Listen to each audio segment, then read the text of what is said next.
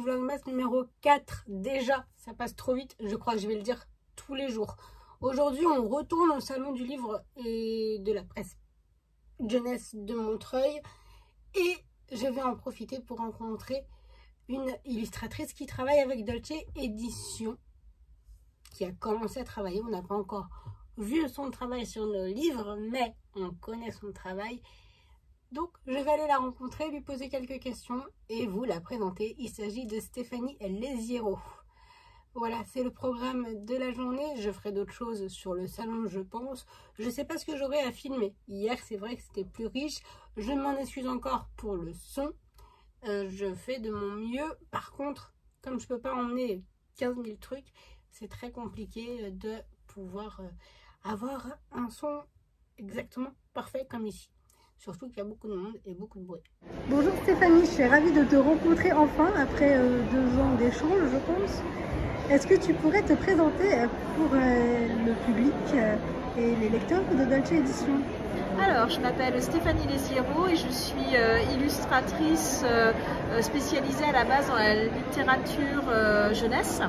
Et je fais aussi un peu de touche, un peu de bande dessinée. J'ai fait des illustrations pour la communication visuelle. Voilà, je suis illustratrice. Et depuis combien de temps es-tu illustratrice maintenant? Alors, je me suis mis à mon compte en 2008, donc ça commence à faire pas mal de temps. Mais vraiment illustratrice pour la jeunesse, ça fait depuis 2012-2013.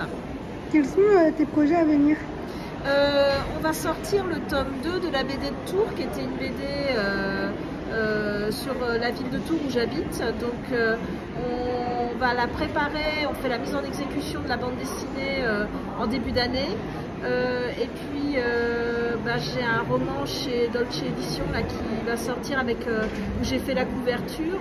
Et sinon actuellement je suis à la préparation de mon premier projet BD personnel que j'espère pouvoir soumettre aux éditeurs d'ici Angoulême.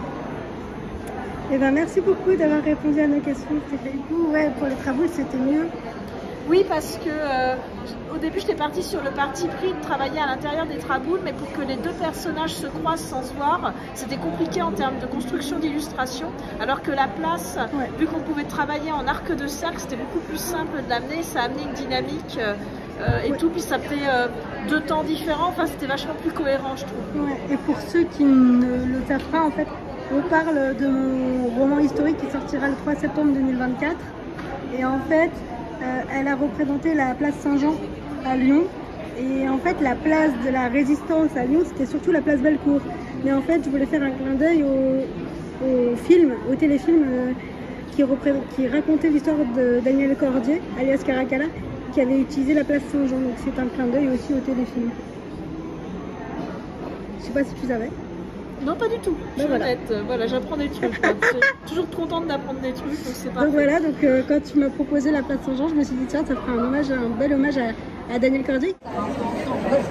Il est 14h20, je suis toujours dans le salon du livre de Montreuil, jeunesse.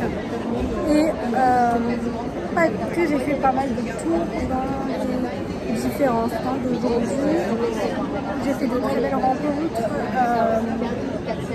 J'ai rencontré Stéphanie Lesiero qui travaille sur 2 projets avec nous chez Dolce Édition, comme vous l'avez vu dans les images précédentes.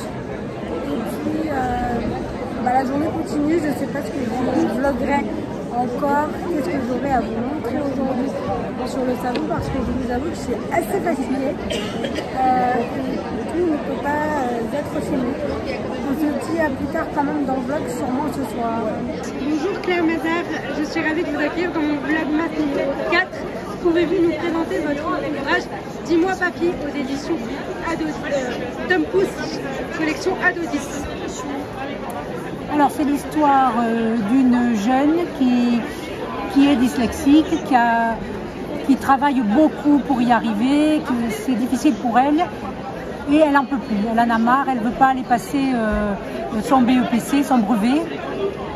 Et elle se rapproche de son papy. Sa grand-mère vient de mourir, elle se rapproche de son papy, qui a un secret. Et j'en dis pas plus. Mais c'est une histoire d'affection entre une jeune fille et son grand-père. Et aussi un petit peu un regard sur les jeunes qui ont du mal des fois à lire, à écrire, et pour dire toujours qu'on peut toujours y arriver. Oui. Parfois on est plus fort qu'on ne le croit. Voilà. Et comment vous avez découvert cette collection Ado 10 des éditions Tom Pouce? Alors je l'ai connue grâce à Angélique, avec qui j'avais déjà travaillé et qui m'a proposé d'écrire pour cette collection-là. Et comme j'avais une cousine qui était dyslexique, qui m'avait raconté un petit peu, j'ai eu par amitié pour Angélique, et puis c'est un thème qui me tenait à cœur et j'ai eu envie de l'écrire. Quels sont les premiers retours que vous avez eus sur cette page? Pour l'instant, j'en ai pas trop eu. Donc là, oui, j'ai vu qu'il y avait des gens qui étaient intéressés. J'attends de voir. Je n'ai pas encore vu. On vous souhaite bonne chance pour cette aventure livresque. Merci Claire Mazard. Merci à vous. Alors je suis de nouveau au stand de Tom Pouce. Aujourd'hui il y a beaucoup moins de bruit parce qu'il est tard. Le salon est bientôt fini et je viens de terminer un deuxième livre de la collection Ado 10 que j'ai encore lu en une après-midi. C'est Dis-moi Papy, une histoire très forte. Je suis remplie d'émotions. Je vous en dis pas plus. Vraiment, c'est très bien écrit. Bravo à Claire Mazard, que j'ai eu la chance de pouvoir interviewer quelques minutes. Franchement, cette histoire est forte en complicité, en soutien moral. C'était vraiment top. Franchement, je recommande. Bonsoir, il est 20h10, la journée vient de se terminer. J'ai encore passé la journée au salon du livre de Montreuil où j'ai découvert de nouveaux auteurs. J'en ai interviewé une et j'ai rencontré aussi une illustratrice qui travaille avec nous chez Dolce Edition, comme vous l'avez vu avant ces images. C'était très enrichissant, très fatigant. Ensuite, j'ai pris un peu de temps pour me reposer un petit peu parce que c'est vrai que c'était extrêmement intense. J'ai dévoré, comme je l'ai dit précédemment, Dis-moi Papy de Claire Mazard aux éditions Tom Pouce dans la collection Ado 10 aujourd'hui. Ça me fera 2 livres de la collection Ado 10 enchaînés l'un après l'autre en 2 jours. C'est extrêmement rare que je sois captivée par 2 histoires de la même collection à la suite, mais celle-ci, comme je l'expliquais, m'a beaucoup émue et j'ai été complètement de bout en bout dedans. Je ne voulais plus lâcher le livre et je l'ai terminé.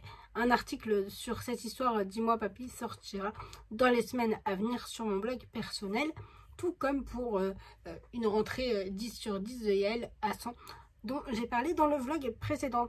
Voilà, donc franchement c'était extraordinaire ces 2 jours. J'ai fait d'extrêmement belles rencontres. Désolée, je me répète. Et demain, ça sera un peu plus chill, mais demain, j'ai quand même beaucoup de choses à faire que je ne pourrai pas vous montrer. En tout cas, mercredi s'annonce être une très belle journée.